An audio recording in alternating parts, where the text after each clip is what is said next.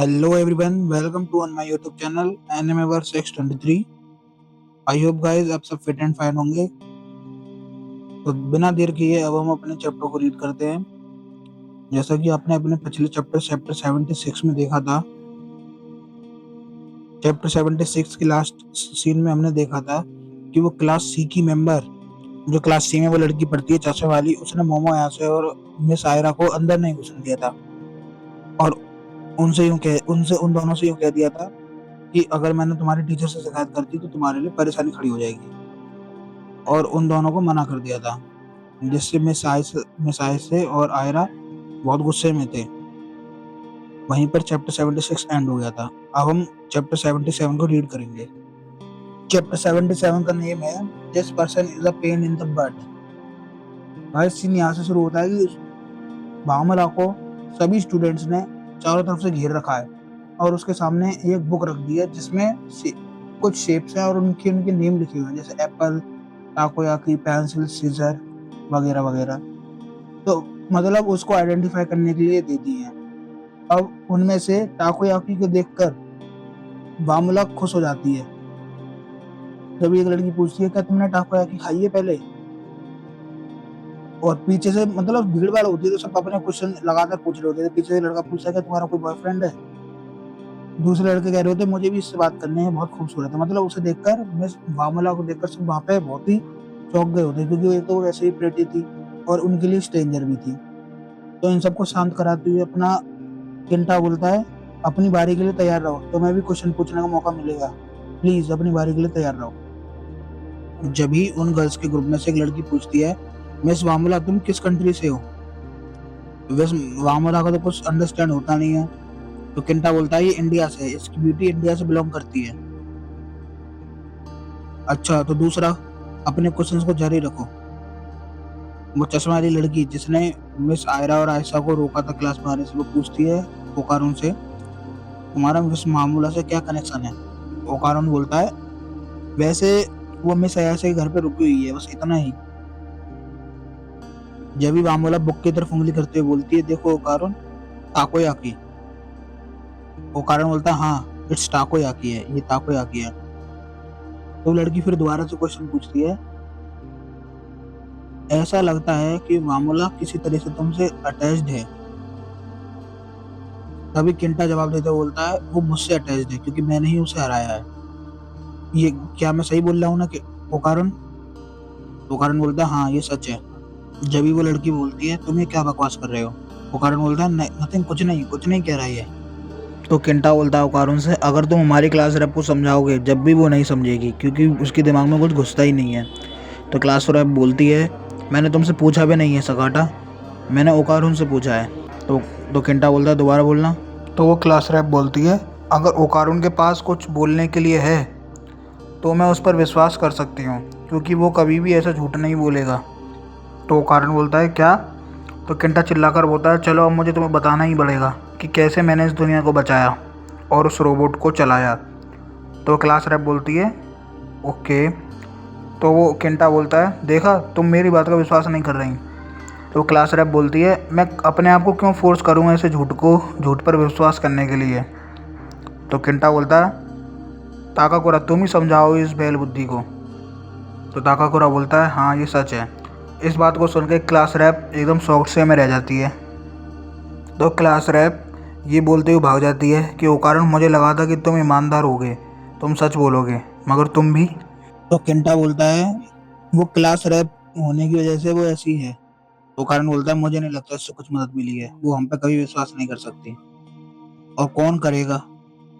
जब भी बामुला बोलती है ताकाकुरा, ओकारुन बोलता है हाँ ये ताकोयाकी है।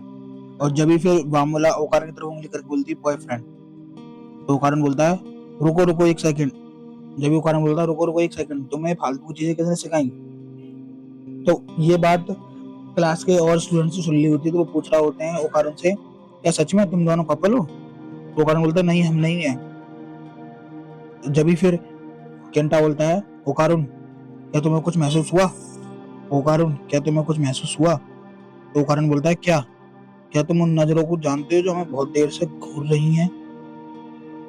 और कोई नहीं गाइस, दरवाजे के खिड़की के पास सॉरी आयरा, आयशा और जीजी खड़े होते हैं। जीजी तो अपनी वही बहुत ही स्टूपिड सी शक्ल बना रहा होता है, आयरा क्यूट लुक दे रही होती है और मिस आया से अपनी स्ट्रेंज स्माइल जिससे डर लग रहा था उस स्ट्रेंज स्माइल से बाहर आने के लिए ओकारुन को इशारा करती है।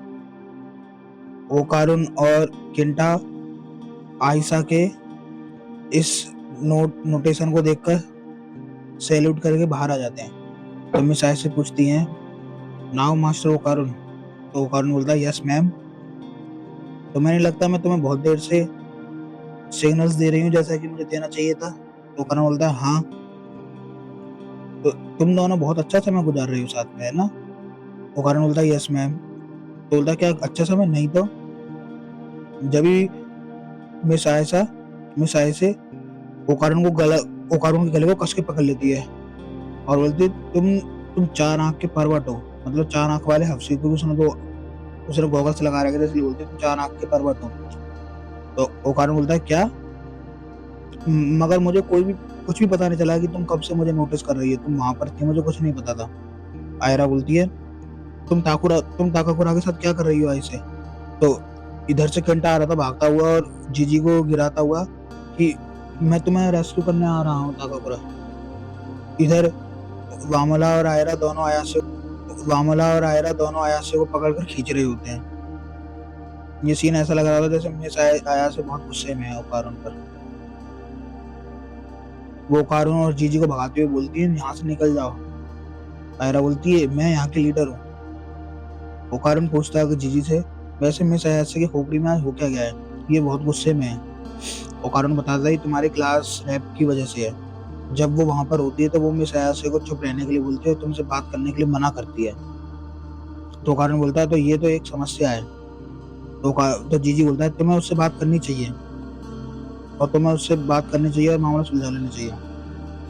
तो ओकारुन बोलता है, मैं हॉल पे नजर रखूंगा कि मिस आया से मुझे नोटिस करती है तो मैं हॉल पे नजर रखूंगा और जब तुम मुझे दिख जाओगे तो मैं तुम्हें नोटिस कर लूंगा जीजी। तो जीजी बोलता है, मैं छुप जाऊंगा। ओकारुन बोलता है, कैसे छुप जाओगे? मिस आया से इन्हें पता नहीं होता मिस आया से इन दोनों के पीछे ही खड़ी है। तो मिस आया से पूछती हैं ओकारुन से, तुम जीजी के साथ इतना इतना कैजुअल कब से हो गए? जीजी बोलता है, देखो तुम जेलस फील कर रही हो, मुझे ऐसा लगता है हम दोनों बहुत अच्छे दोस्त हैं। ओकारुन बोलता है, अगर मैं फॉर्मल रहता हूँ तो जीजी मुझे इग्नोर कर देता है। तो मिस आया से बोलती है, दोबारा कहो, ऐसा तुम्हें नहीं लगा तुम ऐसा गलत कर रहे हो? मुझे ये बिल्कुल भी पसंद नहीं, तुम मेरे साथ भी ऐसे ही कैजुअली बात करा करो। तो ओकारुन बोलता है, मैं ऐसा नहीं कर सकता। तो मिस आया से बोलती है, क्यों नहीं कर सकते? ओकारुन बोलता है, उसके शरीर में एविल आई है तो मुझे इसके साथ ऐसा बनना पड़ता है। तो ओकारुन पूछता है, जो भी हो, तो तुम मिस वामुला के बारे में क्या पूछना चाह रही थी? मिस ऐसे अपना मुंह फुलाकर एक तरफ खड़ी हो जाती है।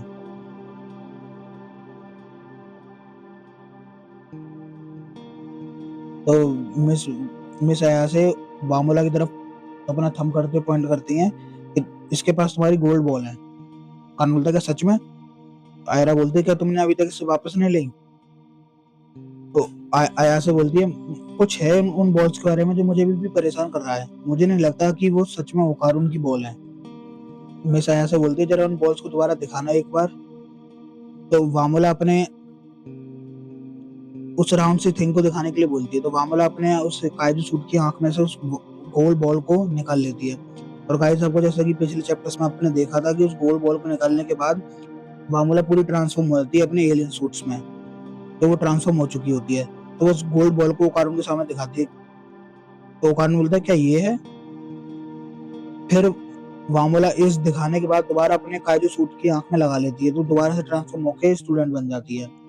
इन सब चीजों को देख के वो तीनों जीजी, ओकारुन और केंटा बहुत शॉक्ड थे क्योंकि उनके सामने ट्रांसफॉर्मेशन कभी हुआ नहीं था।